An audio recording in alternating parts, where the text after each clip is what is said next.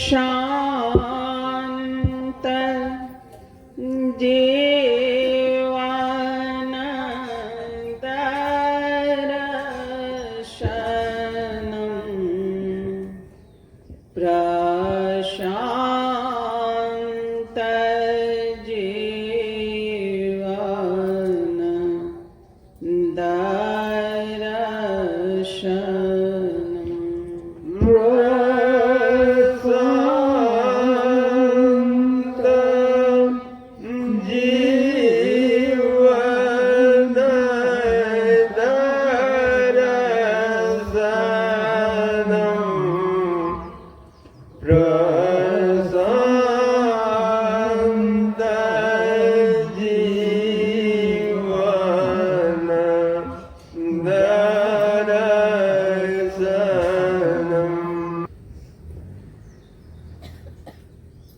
हरिः ॐ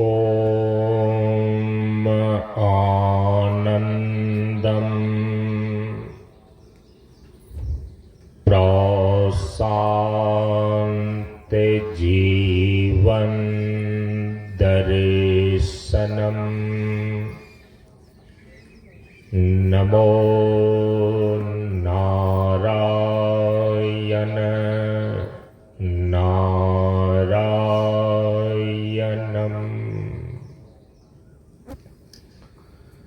हम सभी लोग परम पूज्य गुरुदेव बाबा शांतानंद जी महाराज के द्वारा स्थापित ज्ञान मार्ग सत्संग मंच की श्रृंखलाओं में कटिहार जिला अंतर्गत स्थित पोठिया मंच क्षेत्र के अंदर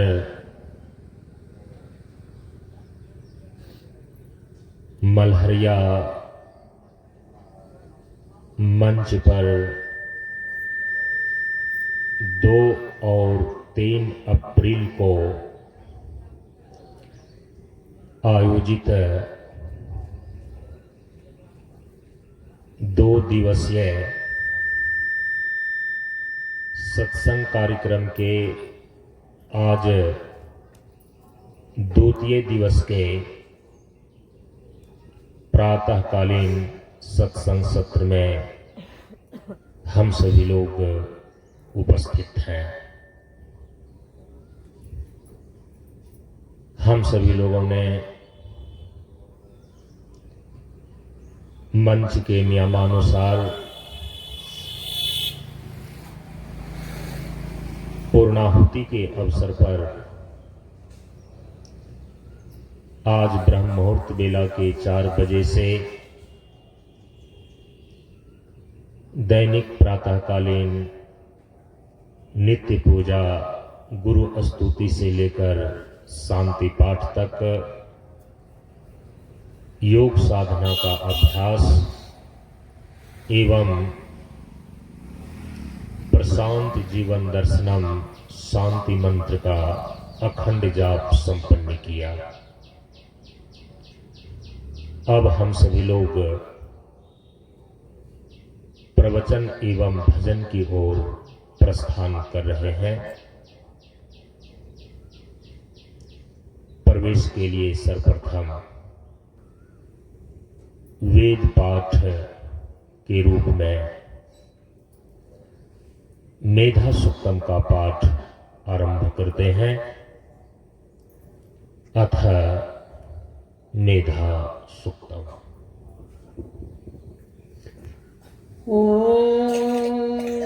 यश्छन्दसां वृषभो विश्वरूपः छन्दोभ्योऽध्यवृतात् सम्बभूव समेन्द्रो मेधया स्पृणोतु अमृतस्य देवधारणो भूयासं शरीरं मे विचर्षणं जिह्वा मे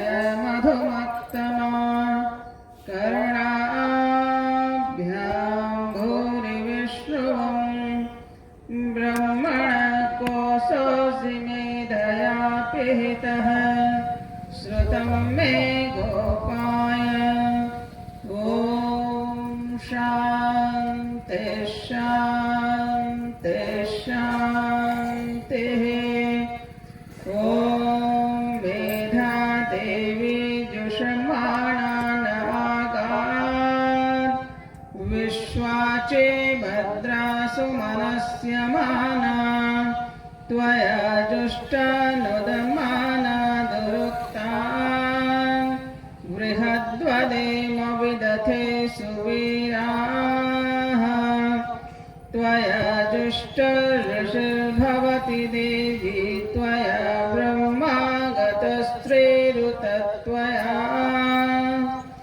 त्वया जुष्टश्चैत्रं विन्दते वसुसा न जुषस्व द्रविणो न मेधे मेधामैन्द्रो दधातु मेधां देवी सरस्वती मेधां मे अश्विना बुभावधत्तां पुष्करस्रजाम् अप्सरासु च या मेधा गन्धर्वेषु च यन्मनः दैवी मेधा सरस्वती सा मेधा सुरभिर्दुषतागं स्वाहा आमां मेधा सुरभिर्विश्वरूपा हिरण्यवर्णा जगति जगम्या ऊर्जस्वती पयसा पिन्वमाना सा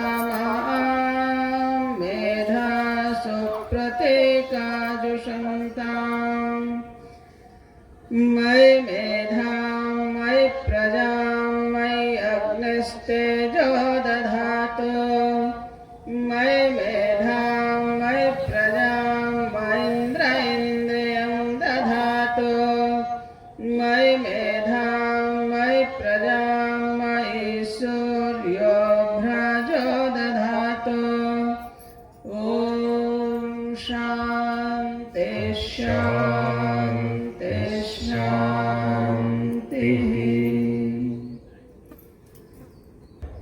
एक भजन सुनते हैं। प्रेम से बोलिए श्री सद्गुरुनाथ महाराज की जय।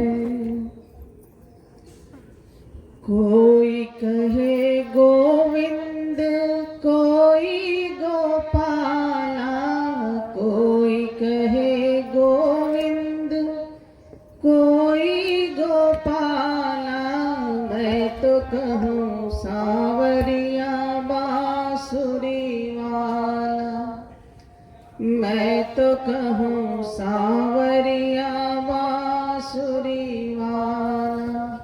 कोई कहे गोविंद कोई गोपाला कोई कहे गोविंद कोई गोपाला मैं तो कहूँ सांवरिया बांसुरी वाला मैं तो कहूँ सांवरिया बांसुरी वाला। राधा ने श्याम कहा मीरा ने गिरधर राधा ने श्याम कहा मीरा ने गिरधर कृष्णा ने कृष्ण कहा कुब्जा ने नटवर कृष्णा ने कृष्ण कहा कुब्जा ने नटवर। ग्वालों ने कहकर पुकारा नंद लाला ग्वालों ने कहकर पुकारा नंद लाला मैं तो कहूँ सांवरिया बांसुरी वाला मैं तो कहूँ सांवरिया बांसुरी वाला। कोई कहे गोविंद कोई गोपाला कोई कहे गोविंद कोई गोपाला मैं तो कहूँ सांवरिया सावरिया बांसुरी वाला, मैं तो कहूँ सावरिया बांसुरी वाला। मैया तो कहती थी तुमको कन्हैया, मैया तो कहती थी तुमको कन्हैया। घनश्याम कहते थे बलराम भैया, घनश्याम कहते थे बलराम भैया। भक्तों ने कहकर पुकारा प्रतिपाला, भक्तों ने कहकर पुकारा प्रतिपाला। मैं तो कहूँ सावरिया बांसुरी वाला, मैं तो कहूँ सावरिया बांसुरी वाला। कोई कहे गोविंद कोई गोपाला, कोई कहे गोविंद कोई गोपाला। मैं तो कहूँ सावरिया बांसुरी वाला, मैं तो कहूँ सावरिया बांसुरी वाला। भीष्म के बनवारी अर्जुन के मोहन, भीष्म के बनवारी अर्जुन के मोहन। छलिया जो कहता था तुमको दुर्योधन, छलिया जो कहता था तुमको दुर्योधन। कंस तो जल कर कहता था काला, कंस तो जल करके कहता था काला। मैं तो कहूँ सावरिया बांसुरी वाला, मैं तो कहूँ सावरिया बांसुरी वाला। कोई कहे गोविंद कोई गोपाला, कोई कहे गोविंद कोई गोपाला। मैं तो कहूँ सावरिया बांसुरी वाला, मैं तो कहूँ सावरिया बांसुरी वाला। अच्युत युधिष्ठिर के उद्धव के माधव, अच्युत युधिष्ठिर के उद्धव के माधव। भक्तों के भगवान संतों के केशव, भक्तों के भगवान संतों के केशव।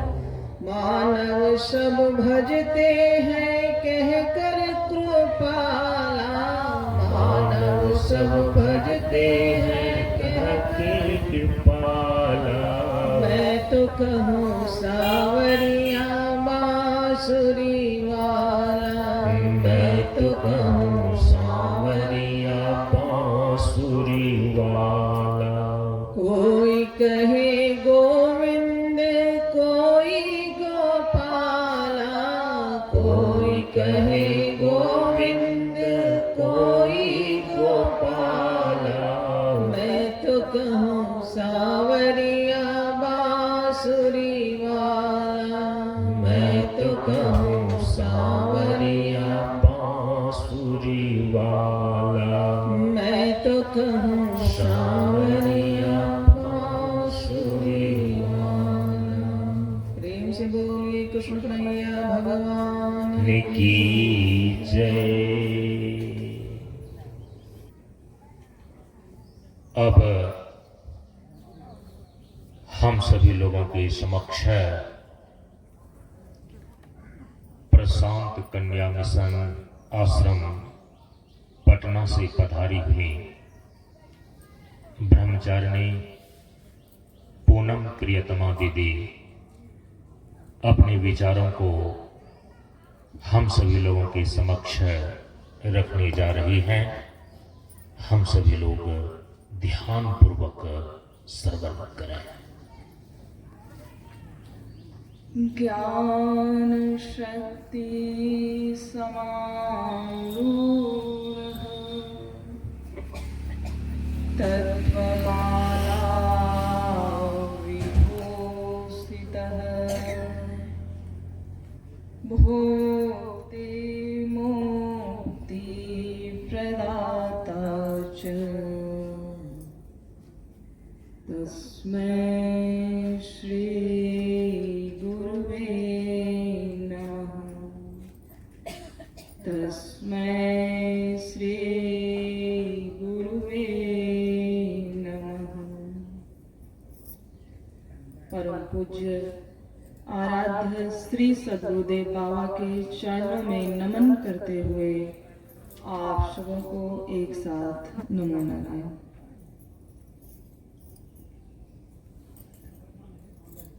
हम सभी लोग द्विदिवसीय ज्ञान मार्ग सत्संग में उपस्थित हैं।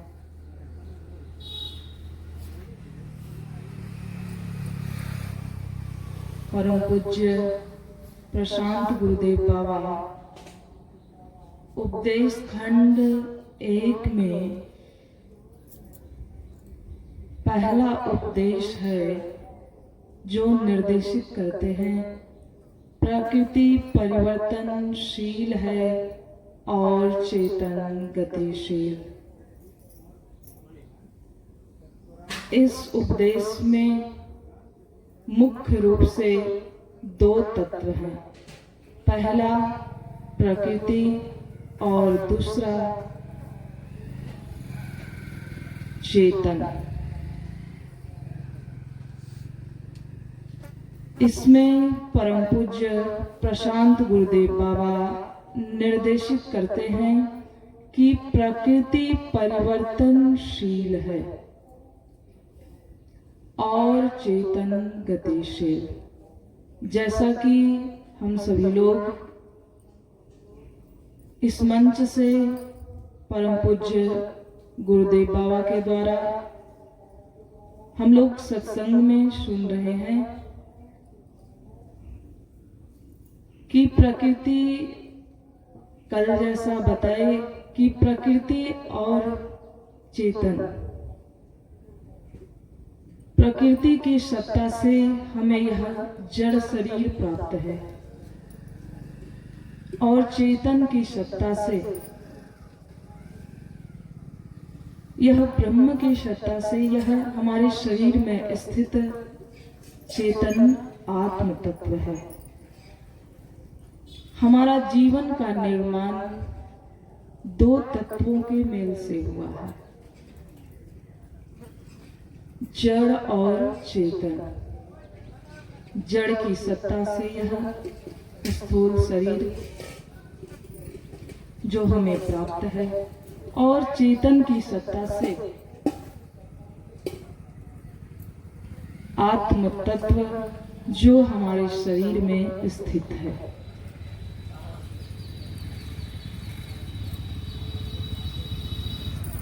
यह जड़ और चेतन दोनों के संयोग से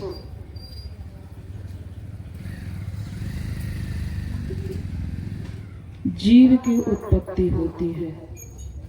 जड़ शरीर और चेतन आत्मा के संयोग से जीव की उत्पत्ति होती है और इसी जीव की निरंतर गतिशीलता का नाम जीवन है। यह निरंतर गति करते रहता है। देहांतर और लोकांतर, एक देह से दूसरे देह में अर्थात 84 लाख योनियों में, एक लोक से दूसरे लोक में अर्थात 14 ब्रह्मांड जो है उसमें यह गति करते रहता है। और यह कब से जीव गति कर रहा है यह भी हमें पता नहीं है, क्योंकि यह अनादि काल से ना जाने कब से यह गमनागमन की स्थिति हो रही है और यह कब तक होगी जब तक जीव अपने पूर्णत्व को प्राप्त नहीं कर देता है, तब तक यह देहांतर और लोकांतर गमनागमन की स्थिति बनी रहती है। इसलिए हमारे जीवन के निर्माण में मुख्य रूप से दो तत्व हैं। प्रकृति प्राप्त यह जड़ शरीर है हमारा, और चेतन तत्व से प्राप्त यह आत्म तत्व है, जो ब्रह्म की सत्ता है। ब्रह्म की सत्ता से प्राप्त यह चेतन तत्व हमारे शरीर में आत्म तत्व के रूप में स्थित है। जीवन का निर्माण किसी भी एक तत्व से नहीं हुआ है। इस मंच से हम सभी लोग बराबर सुनते हैं कि जीवन का निर्माण सिर्फ जड़ तत्व से नहीं हुआ है और सिर्फ चेतन तत्व से नहीं हुआ है। जीवन का निर्माण दोनों तत्वों के मेल से होता है, तब उसकी संज्ञा जीवन होती है। परम पूज्य प्रशांत गुरुदेव बाबा उपदेश में निर्देशित करते हैं कि प्रकृति परिवर्तनशील है। इसमें जो मुख्य रूप से दो तत्व हैं, प्रकृति और चेतन। और प्रकृति से प्राप्त यह हमारा जड़ शरीर है, और चेतन से प्राप्त यह आत्म तत्व जो हमारे शरीर में स्थित है। इन दोनों के स्वरूपों को ठीक ढंग से जब तक हम समझ नहीं पाएंगे, तब तक इस उपदेश का सही मायने में जो परम पूज्य गुरुदेव बाबा निर्देशित कर रहे हैं, इसका अर्थ हमें सही से समझ नहीं पाएंगे। सबको पता है कि यह प्रकृति से प्राप्त जड़ शरीर जो हमारा है, इसमें परिवर्तन देखा जाता है। एक समय हम सभी लोग बचपन से होकर गुजरते हैं, और फिर युवावस्था को, और फिर एक समय ऐसी स्थिति आती है कि वृद्धावस्था को प्राप्त करते हुए यह शरीर पूरा हो जाता है। इससे यह सिद्ध होता है कि व्यष्टि स्तर पर जो हमारा यह शरीर है, इसमें परिवर्तन हो रहा है, क्योंकि समष्टि स्तर पर प्रकृति त्रिगुणात्मक है। यह तीनों प्रकृति तीनों गुणों से बना है। इसलिए यह जो हमारा शरीर है, प्रकृति से प्राप्त, इसमें भी यह तीनों गुण विद्यमान है, और यह निरंतर यह तीनों गुणों से बंधा हुआ है, और यह शरीर में भी उसी प्रकार परिवर्तन देखा जाता है। इससे यह सिद्ध होता है कि यह जो हमारा शरीर है, व्यष्टि स्तर पर इसमें भी परिवर्तन होता है, और यह समष्टि स्तर पर जो यह प्रकृति है, यह भी त्रिगुणात्मक है। इसमें भी निरंतर परिवर्तन होते रहता है। प्रकृति के स्वरूप को यदि हम देखते हैं, तो प्रकृति त्रिगुणात्मक है, नित्य परिणामी है, और यह स्वरूप से जड़ है। वेदांत दर्शन के अनुसार, या हम यह भी कह सकते हैं अद्वैत दर्शन के अनुसार, प्रकृति का स्वरूप त्रिगुणात्मक है, नित्य परिणामी है और यह स्वरूप से जड़ है। त्रिगुणात्मक अर्थात यह 3 गुणों वाली है, सतोगुण, रजोगुण और तमोगुण वाली है। और नित्य परिणामी अर्थात इसमें यह तीनों गुणों में निरंतर परिवर्तन होते रहता है। और यह प्रकृति जड़ स्वरूप है। जड़ स्वरूप माने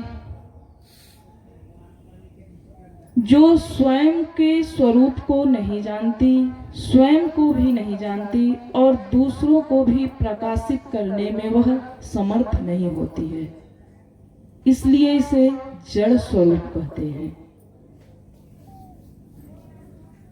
क्योंकि यह ब्रह्म पर अधिष्ठित होकर, चेतित होकर प्रकाशित होती है, क्रियाशील होती है।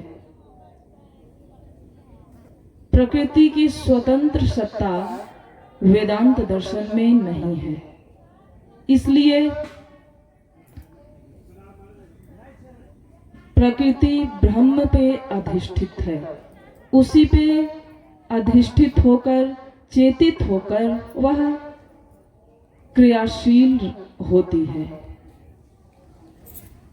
क्योंकि परम पूज्य प्रशांत गुरुदेव बाबा का यह मार्ग ज्ञान मार्ग सत्संग है, अर्थात जो सनातन धर्म का सर्वोत्कृष्ट और सबसे अंतिम दर्शन है, वेदांत दर्शन, अद्वैत दर्शन जिसको भी कहते हैं,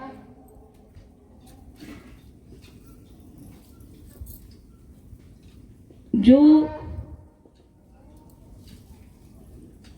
इसीलिए हम सभी लोग जो सब सनातन धर्म के सबसे अंतिम दर्शन है, इसीलिए परम पूज्य प्रशांत गुरुदेव बाबा का यह जो मार्ग है, ज्ञान मार्ग सत्संग, वेदांत दर्शन के अनुसार ही सारे उपदेशों को यहाँ परम पूज्य प्रशांत गुरुदेव बाबा निर्देशित किए हैं। उसकी संगति वहीं से लगाई जा सकती है, तब यह उपदेश सही अर्थ में जो कहने का उनका अभिप्राय है, हम सभी लोग उसका अर्थ सही रूप से समझ पाएंगे। इसलिए वेदांत दर्शन के अनुसार प्रकृति का स्वरूप बतलाया गया है कि वह त्रिगुणात्मक है, नित्य परिणामी है और स्वरूप से जड़ है। इसलिए वह ब्रह्म पे अधिष्ठित होकर क्रियाशील होती है। इसलिए परम पूज्य प्रशांत गुरुदेव बाबा उपदेश में निर्देशित करते हैं कि व्यंजन और स्वर, संख्या और समय क्रमशः प्रकृति और ब्रह्म है। इससे यह सिद्ध होता है कि प्रकृति की स्वतंत्र सत्ता नहीं है। परम पूज्य प्रशांत गुरुदेव बाबा का भी कहना यही है कि जो हमारी प्रकृति है उसकी स्वतंत्र सत्ता नहीं है, वह ब्रह्म पे अधिष्ठित होकर वह क्रियाशील है। इसलिए वेदांत दर्शन में भी, वेदांत दर्शन के अनुसार कहा जाता है कि यह जो प्रकृति है वह ब्रह्म पे अधिष्ठित है। ब्रह्माश्रित त्रिगुणात्मिका माया अस्ति या प्रकृति अस्ति। यह माया कहें या प्रकृति कहें, यह ब्रह्म पे ही अधिष्ठित होकर क्रियाशील होती है। तो प्रकृति तो परिवर्तनशील है, यह समझ में आता है, लेकिन चेतन गतिशील कैसे है? चेतन के स्वरूप को यदि हम देखते हैं, चेतन मूल रूप से वह नित्य कूटस्थ तत्व है, जिसमें कोई भी परिवर्तन नहीं होता है। वह निष्क्रिय और नित्य कूटस्थ है, उसमें कभी भी कोई भी परिवर्तन नहीं होता है। लेकिन यहाँ पर उपदेश में निर्देश किया गया है कि चेतन गतिशील है। चेतन का दो स्वरूप होता है। पहला, जो कि नित्य कूटस्थ तत्व है, चेतन ब्रह्म के रूप में, जिसमें कोई भी परिवर्तन नहीं होता। दूसरा है चेतन जब सौपाधिक होता है, या हम उसे कह सकते हैं उपाधि से, जब वह उपाधि के सहित होता है, तब उसकी संज्ञा, तब उसे हम चेतना में गतिशीलता, तब हम मान्य कह सकते हैं। क्योंकि चेतन तब वह गतिशील माना जा सकता है जैसे उपाधि से सहित, जब उस चेतन उपाधि से सहित होता है, तब उसकी संज्ञा जीव हो जाती है व्यष्टि स्तर पर, और समष्टि स्तर पर उसी जीव की संज्ञा प्रकृति को लेकर वह ईश्वर हो जाती है, ईश्वर हो जाता है। इससे यह सिद्ध होता है कि औपाधिक या सौपाधिक कहें या औपाधिक कहें, दोनों का अर्थ एक ही होता है। जब चेतन, औपाधिक चेतन को यहाँ पे परम पूज्य प्रशांत गुरुदेव बाबा निर्देशित करते हैं कि चेतन गतिशील है। चेतन तब गतिशील होगा जब वह उपाधि से युक्त होगा। जब तक वह उपाधि से युक्त न होगा, तब तक वह मूल स्वरूप में कोई भी परिवर्तन या गति नहीं होता है। जब वह चेतन तत्व उपाधि से युक्त होकर उसकी संज्ञा व्यष्टि स्तर पर जीव हो जाती है, जीव हो जाता है, और समष्टि स्तर पर उसी चेतन की संज्ञा प्रकृति को लेकर ईश्वर हो जाता है। जब यह शरीर में, हमारे शरीर में प्राप्त यह औपाधिक चेतन के रूप में यह जीवात्मा है, इसकी संज्ञा जीव होती है, तब यह ब्रह्म पे अधिष्ठित होकर उसी ईश्वर का अंश जो चेतन तत्व है, उसका जब उस उपाधि से जब वह युक्त हो जाता है, तब यह जीवात्मा कहलाता है। तब इसकी संज्ञा जीव हो जाती है। तब यह चेतन गतिशील मान्य होगा। लेकिन जब यह निरुपाधिक रूप में कोई भी उपाधि इसमें, इस चेतन में नहीं होता, निरुपाधिक रूप में यह निष्क्रिय,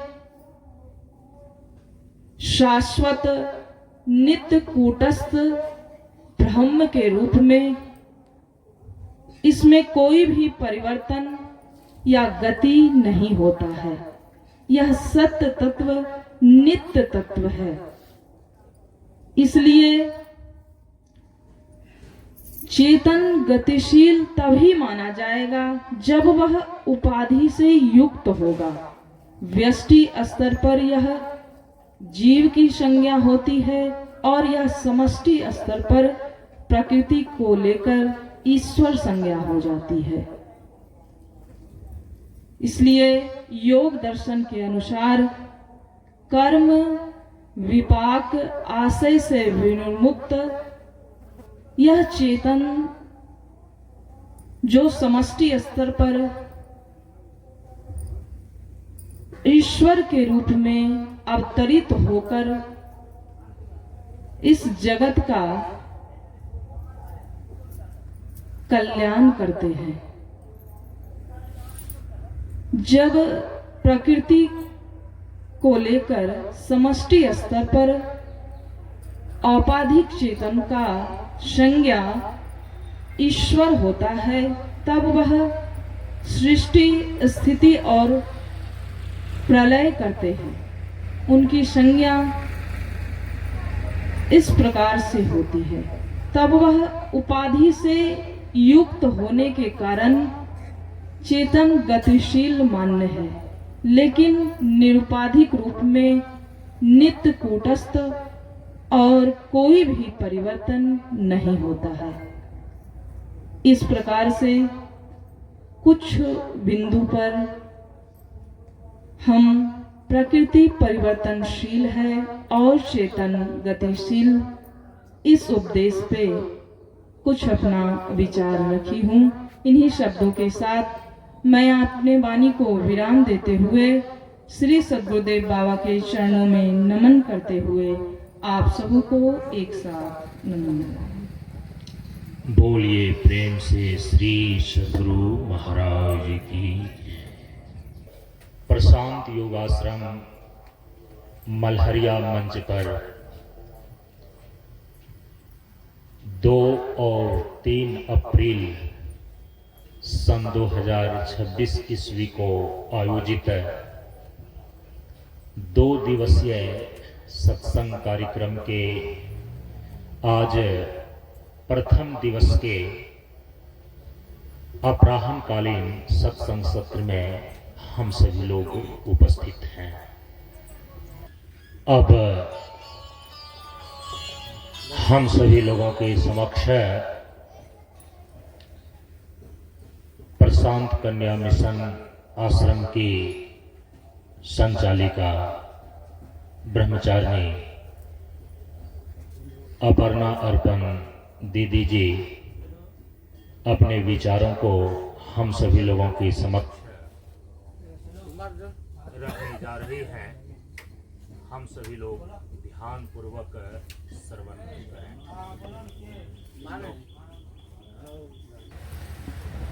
ब्रह्मचारिणी अपर्णा अर्पण दीदी जी हम सभी लोगों के समक्ष अपना विचार रखने जा रही हैं।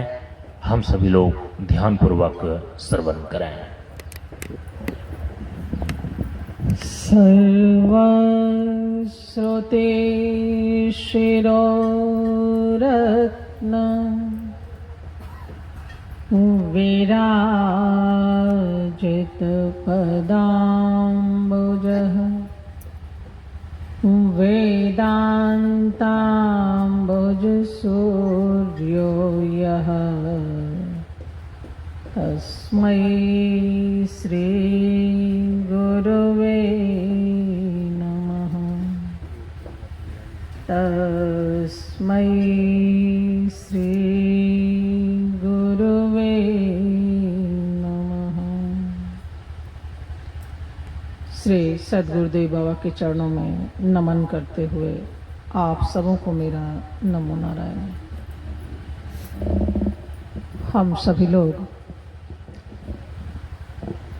कटिहार जिला अंतर्गत मल्हरिया ग्राम में प्रशांत योगाश्रम में आयोजित 2 दिवसीय सत्संग सत्र जो 2026 ईस्वी के 2 और 3 अप्रैल को आयोजित है, इसके प्रथम दिवस के सत्संग सत्र में उपस्थित हैं। हम सभी लोगों के जीवन में सत्संग यह बहुत ही दुर्लभतम उपलब्धि है।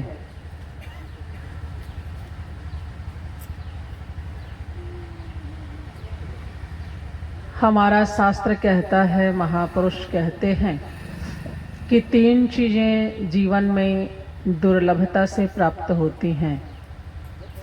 पहला, यह मनुष्य का शरीर। दूसरा, मनुष्य के शरीर प्राप्त होने पर मोक्ष की इच्छा का होना। और तीसरी जो दुर्लभतम उपलब्धि है वह है महापुरुषों की संगति का प्राप्त होना, अर्थात सत्संग का प्राप्त होना। सत्संग को लेकर के गोस्वामी तुलसीदास जी कहते हैं कि पुण्य पुंज बिनु मिलहि न संता। सत्संग की प्राप्ति के 2 हेतु हैं। पहला, पुण्य की पूंजी, पुण्य पुंज बिनु मिलहि न संता। और दूसरा, बिनु हरि कृपा मिलहि नहीं संता। श्री विभीषण जी कहते हैं कि अब मोहि भा भरोस हनुमंता, बिनु हरि कृपा मिलहि नहीं संता। इसलिए परमात्मा की कृपा होने पर ही सत्संग की उपलब्धि होती है। और सत्संग की उपलब्धि यदि हो भी जाए तो जिन जिन जीवों को वह प्राप्त होता है उनके जीवन में पुण्य की पूंजी होनी चाहिए। क्योंकि इस पूरे मल्हरिया ग्राम में इतने ही लोग तो नहीं होंगे, और भी लोग होंगे, लेकिन यहाँ उपस्थिति जितने लोगों की है, यदि शास्त्र के अभिप्राय को हम जानते हैं और मानते हैं तो हमें यह मानना पड़ेगा कि जो लोग यहाँ तक पहुँच सके हैं उनके जीवन में बाकी अन्य लोगों से पुण्य की पूंजी अधिक रही है। अन्यथा कोई न कोई निमित्त बन जाता है हमारी अनुपस्थिति का। बहुत इच्छा होती है लेकिन हम पहुंच नहीं पाते। गोस्वामी तुलसीदास जी कहते हैं कि यह सत्संग इतना कठिन है कि आवत एहि सर बहुत कठिनाई। इस सत्संग रूपी तालाब के किनारे आना बहुत कठिन है।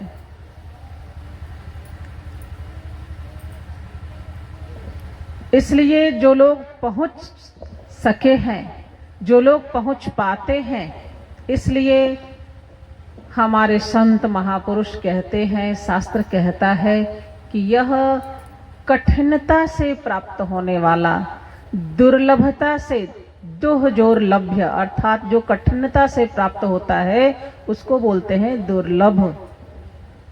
इसलिए यह दुर्लभतम उपलब्धि है, कठिनता से प्राप्त होने वाली उपलब्धि है। इसलिए कभी भी अपनी बुद्धि में ऐसी मान्यता नहीं बनानी चाहिए कि सत्संग तो ये सामान्य चीजें हैं, हमेशा होता रहता है, कभी मौका मिलेगा तो सुन लेंगे, हमेशा सुनते रहते हैं। ऐसी मान्यता नहीं बनानी चाहिए। भगवान शिव कहते हैं कि बार बार वर मांगऊं हर्षि देहु श्री रंग। अपने आराध्य भगवान श्री राम से भगवान शिव निवेदन करते हैं कि बार बार वर मांगऊं, मैं बार बार यही वरदान मांगता हूं क्या, अनपायनी भक्ति और सदा सत्संग की प्राप्ति जीवन में होती रहे। इसलिए ये हम आम जीवों की बात कौन कहे, देवता लोग भी इस दुर्लभ सत्संग को प्राप्त करना चाहते हैं। लेकिन यह सबों को सुलभ नहीं होता। इसलिए यह हमारे जीवन की दुर्लभतम उपलब्धि है। कठिनता से प्राप्त होने के कारण से, क्यों? क्योंकि इसके लिए, इसकी प्राप्ति के लिए दो हेतु चाहिए, पुण्य की पूंजी और भगवान की कृपा। तब हमें सत्संग की प्राप्ति होती है। इन दोनों के अभाव में हेतु चाहे कोई भी हो, हम इसमें पहुंच नहीं पाते, चाहने के बावजूद भी नहीं पहुंच पाते। और यदि कभी पुण्य की पूंजी हो, परमात्मा की कृपा हो, तो अनायास ही जीवन में इसकी उपलब्धि हो जाती है। इसलिए जीवन में ऐसे पुण्य का स्रोत इकट्ठा करना चाहिए, भगवान की भक्ति करनी चाहिए कि उनकी कृपा हमारे ऊपर बनी रहे, पुण्य की पूंजी हमारे पास हो, जिसके परिणाम स्वरूप यह दुर्लभतम उपलब्धि हमें प्राप्त हो। क्यों? क्योंकि बाकी दो अन्य उपलब्धियां, एक मनुष्य शरीर की प्राप्ति और दूसरा मनुष्य शरीर में मोक्ष की इच्छा का होना, ये दोनों उपलब्धियां भी हमारे जीवन में दिखाई पड़ती है। मनुष्य का शरीर हमें प्राप्त है, इसमें तो किसी को कोई संशय नहीं है। कि संशय है कि हम मनुष्य हैं कि नहीं?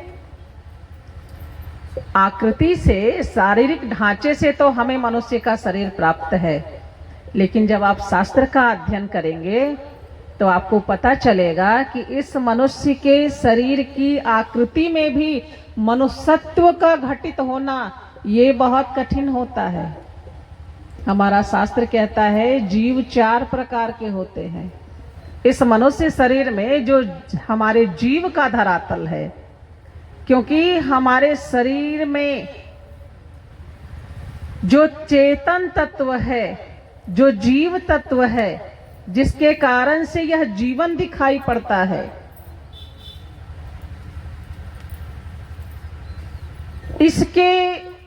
इसका धरातल होता है। कौन कौन सा धरातल है? कहा कि जो पहला धरातल है जीव का, वह है पामर जीव।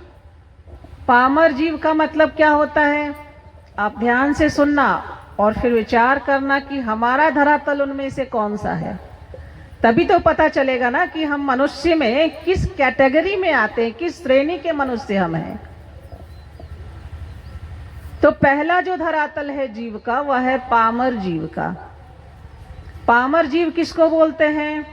जो विषय लोलुप जीव है। जिस प्रकार से पशु इत्यादि में हम देखते हैं कि जो शूकर इत्यादि योनियां हैं, वो क्या हैं? निकृष्ट भोगों को भोगने के लिए उनका जीवन प्रधान रूप से होता है। विष्टा इत्यादि में उनका रमन होता है। उसी प्रकार से मनुष्य का शरीर प्राप्त करके यदि हम विषय में ही रमन करते हैं, विषय लोलुप हैं, और उन विषयों को प्राप्त करने के लिए निकृष्ट से निकृष्ट कार्यों को हम करते हैं, चोरी करते हैं, बेईमानी करते हैं, दुष्टता करते हैं, कोई भी अधर्म हमसे बचता नहीं उस विषय सुख को भोगने के लिए। न समाज की मर्यादा दिखती है, न व्यक्तिगत नैतिकता दिखती है, किसी भी चीज की कोई मर्यादा घटित नहीं होती, बस केवल और केवल विषय सुख चाहिए। ऐसी जो मान्यता वाले मनुष्य हैं, उनकी श्रेणी पामर जीवों में आती है। वो पशुवत जीवन उनको कहा गया है। और यह मनुष्य के जीवन का सबसे निकृष्ट धरातल है, पामर जीव। दूसरा जो जीव का धरातल है वह है विषयी जीव। यह विषय सुख को तो चाहता है, सुख सुविधा के साधन हमारे जीवन में हो, संपत्ति हमारे जीवन में हो, हमारे संबंध अच्छे हों, सारी सुख सुविधाएं हों, लेकिन वो सुख सुविधाएं हमें मर्यादा रहित होकर के नहीं चाहिए। जीवन में सम्मानित होकर के जीने की इच्छा, विषय भोगों के प्रति हमारी आसक्ति तो है, हमारी चाह तो है, लेकिन वह चाह अपमानित होकर के नहीं, बेईमानी के द्वारा नहीं, चोरी के द्वारा नहीं, दुष्टता के द्वारा, छल कपट पूर्वक विषय भोग नहीं चाहिए। सम्मान पूर्वक, नैतिकता के साथ, मर्यादा के साथ जो हम अपने जीविका से उपार्जित करते हैं, उसको लेकर के हम विषय सुख को भोगना चाहते हैं। ऐसे जो जीव का धरातल है, यह विषयी जीव कहलाता है। तीसरा जो जीव का धरातल है, वह है साधक जीव। अब चूंकि जो विषय सुख है, वह विषय सुख हमेशा बना हुआ नहीं रहता। विषय से प्राप्त होने वाला सुख क्षणिक होता है। जैसे हम कोई बहुत अच्छी मिठाई को खाते हैं, रसास्वादन हमने किया, रस विषय का हमने आस्वादन किया, तो क्या वह सुख हमेशा बना रहता है? नहीं, जब तक खाते हैं तभी तक बना रहता है। उसकी स्मृति, उसके संस्कार बने रहते हैं हमेशा। वो मिठाई बहुत अच्छी थी, उसके स्वाद को हम याद करते हैं, लेकिन हमेशा ही मिठाई खाते रहते हैं, ऐसी स्थिति तो जीवन में नहीं दिखाई पड़ती। मिठाई खाते हैं, जब तक खाते हैं तब तक सुख का अनुभव करते हैं। तो वो विषय, जो रस का सुख है, विषय रस का जो सुख है, वो भी थोड़ी देर के लिए होता है। उसी प्रकार से अन्य सारे विषयों के साथ घटित कर लेना चाहिए। तो चूंकि यह जो विषय से प्राप्त होने वाला सुख है, ये क्षणिक है, ये विनाश को प्राप्त हो जाता है, और इसके वियोग से पुनः हमें दुख की उत्पत्ति हो जाती है।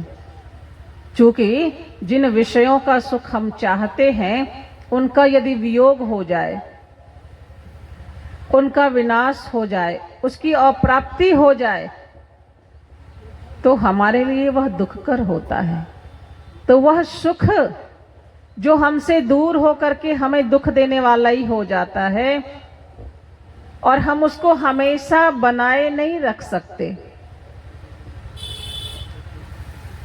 तो ऐसा जो विषय सुख है, वह यदि थोड़े काल के लिए प्राप्त भी हो जाए, तो फिर अंत दुखदाई, उसका समाप्त हो जाना, उसका वियोग हो जाना, ये हमारे लिए दुखकर हो जाता है।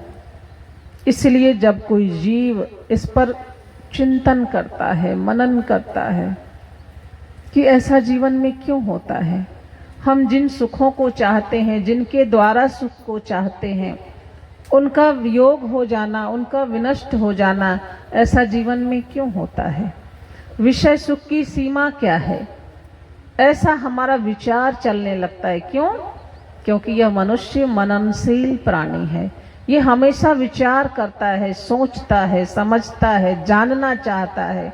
तो इसके अंदर ये थोड़ी सी भी सजगता बढ़ जाती है, बुद्धि की तीक्ष्णता बढ़ती है, विवेक होता है सत्संग के प्रभाव में, श्रवण के परिणाम स्वरूप, तो वह विचार करता है कि इन विषय सुखों की सीमा कितनी है। ये विषय सुख है, हमारे जीवन का लक्ष्य नहीं है।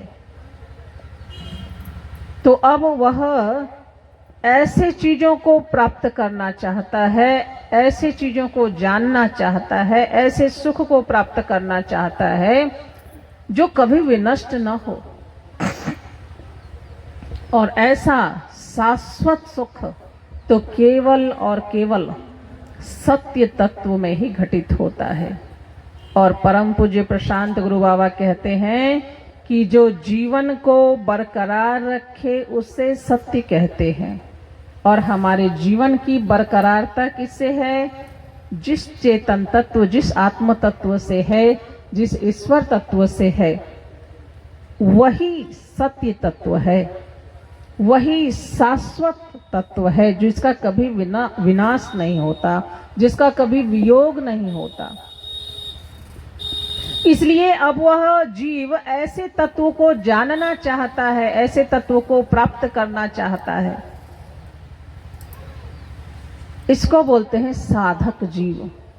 तो जब वह ऐसे तत्व को जानना चाहता है तो अब उसको गुरु के समीप जाना पड़ता है, गुरु के अनुशासन को मानना पड़ता है। और जब गुरु के अनुशासन में रहते हैं तो बहुत सारे नियमों का पालन करना पड़ता है, दीक्षा लेनी पड़ती है, एकादशी करना पड़ता है, थोड़ा मंत्र जप करना पड़ता है, थोड़ा योगाभ्यास करना पड़ता है।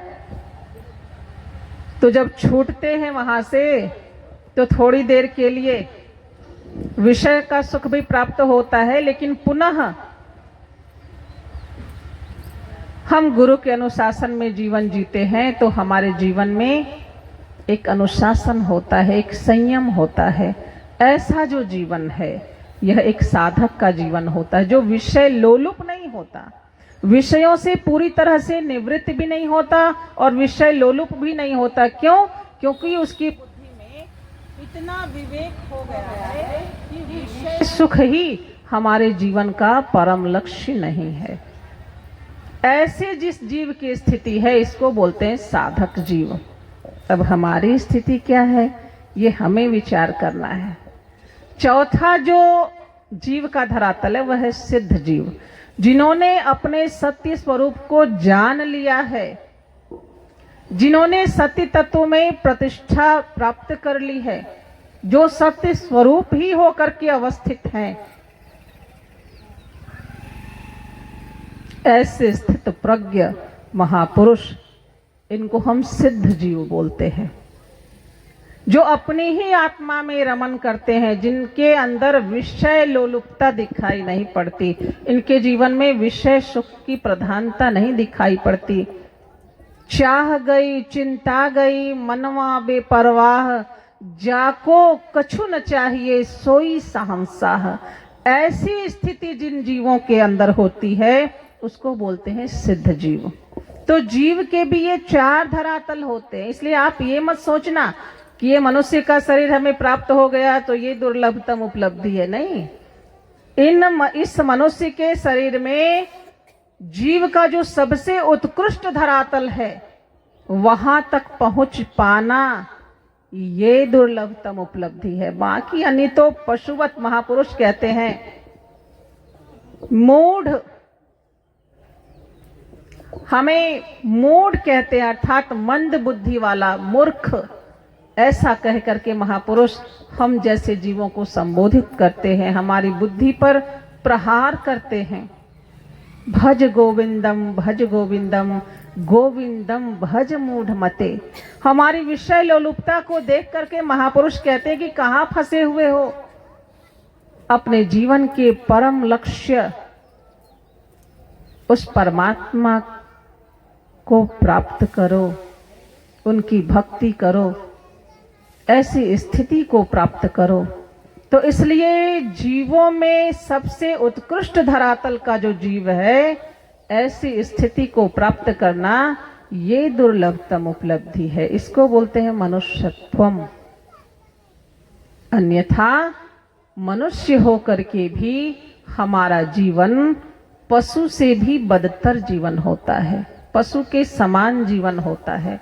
आहार निद्रा भय मैथुनश्च सामान्यत पशुभिः नराणाम।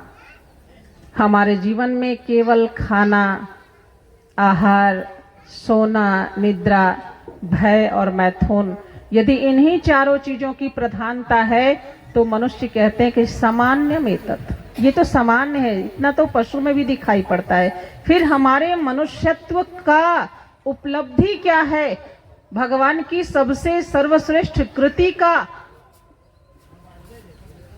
भगवान की सबसे उत्कृष्ट रचना, सबसे उत्कृष्ट कृति इस मनुष्य के शरीर को बताया गया है। तो सर्वोत्कृष्ट कृति का की उपलब्धि क्या है यदि हमारा जीवन पशुवत ही है? इसलिए जीवों में ये जो चार धरातल हैं, इसमें सर्वोत्कृष्ट जीव के धरातल को प्राप्त कर पाना, ये मनुष्यत्व कि इस धरातल को प्राप्त करना ये जीवन की दुर्लभतम उपलब्धि है। तो ऐसे मनुष्य शरीर को प्राप्त करके अपने जीवन के परम लक्ष्य को जान पाना और इसको जान करके उस परम लक्ष्य को प्राप्त करने की इच्छा का होना, इसी को बोलते हैं मोक्ष की इच्छा। परम पूज्य प्रशांत गुरु बाबा के शब्दों में कहें तो जीवन की पूर्णता को प्राप्त कर लेना, क्योंकि जीवन की पूर्णता अर्थात अपने पूर्ण स्वरूप, जीव का पूर्ण स्वरूप ईश्वर है। ईश्वर अंश जीव अविनाशी। इस जीव क्या है? ईश्वर का अंश है, तो इसका पूर्ण स्वरूप क्या है? ईश्वर है। इसलिए वैसे ईश्वर तत्व को प्राप्त कर पाना ही हमारे जीवन की पूर्णता है।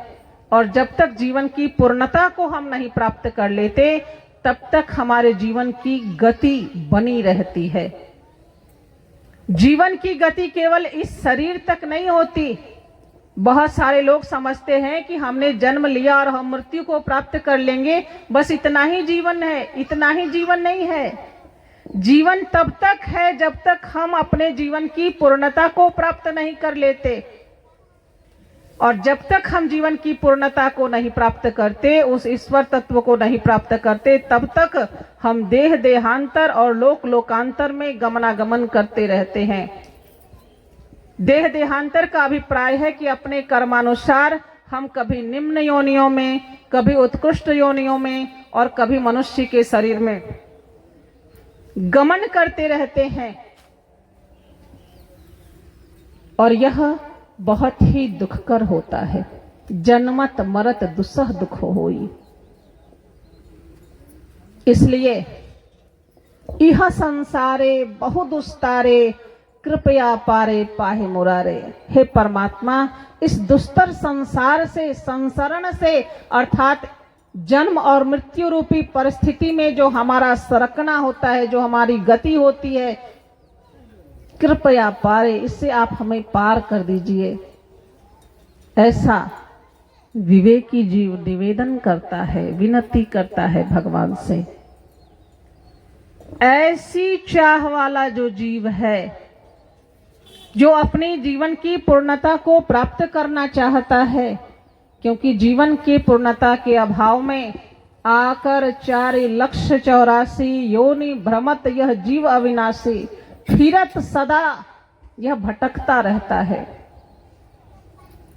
और भटकना हमारे जीवन का गंतव्य नहीं है। हमारे जीवन का गंतव्य है अपने निश्चित स्थान को प्राप्त करना, अपने जीवन की पूर्णता को प्राप्त करना।